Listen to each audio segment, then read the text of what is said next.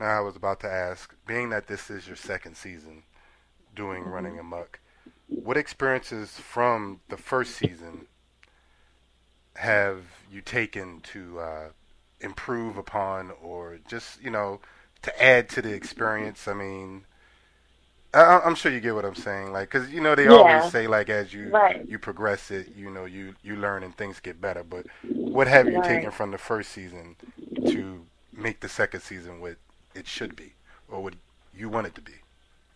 Okay, well, that's a great question. And, just for the listeners who weren't aware, when the play debuted last year, it was part of the Capitol Fringe Festival, which is an annual event in Washington, D.C., following the tradition of Fringe Fests across the world, where work by independent as well as productions that are part of established production companies, they come together and present new work that is often out of the box. And so one of the things that I really learned is I had been part of the Fringe Festival before when I was part of the theater company, the Sarte Project, and we did a lot of experimental work.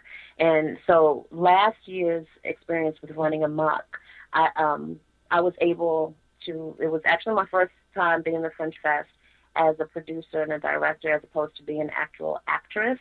And so I had the opportunity to see my production 5 times back to back, and to really, very honestly and seriously critique it from every aspect, from timing to actual content to just the scenes and how developed they were. And it's what I call a working document, the play itself, because it was written in 2009, and then less than 6 months later was produced. And so where a lot of playwrights may workshop their work, which means have readings and have people critique it before they actually produce it. All of that was really clumped together, in order to be part of the Fringe Fest. And so, taking my personal observations as well as feedback from others, I was able to really broaden a lot of areas. For instance, the character, Lynn's character, Benny, who plays the mother of the character Camille, we saw her in only one scene in the debut last year, whereas I've written in a part where she comes back in a later act. And we actually are able to see that follow-up interaction between she and her daughter, which wasn't in the first scene. And there are other changes and nuances that the ladies kind of spoke to in terms of just a more broadening of the character, and also kind of emphasizing certain themes that I don't think were so obvious the first time around. One of the reasons why I continue to do this work is because it's my personal platform. I'm a mother.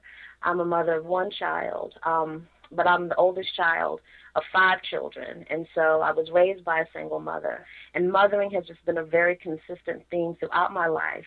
And not just the idea or the theme of mothering, but mothering in the face of so many challenges, whether it's being a single mother, whether it's being a working mother, whether it's being a mother who has these very specific dreams that may appear on surface to contradict or be in polar opposition of the idea and the act of mothering. So it's a very important piece for me. And so in that, I will always consider it a working document or a living document that can be broadened or molded to really fit the message or what it is that I'm trying to put out there for people. So I'm very happy.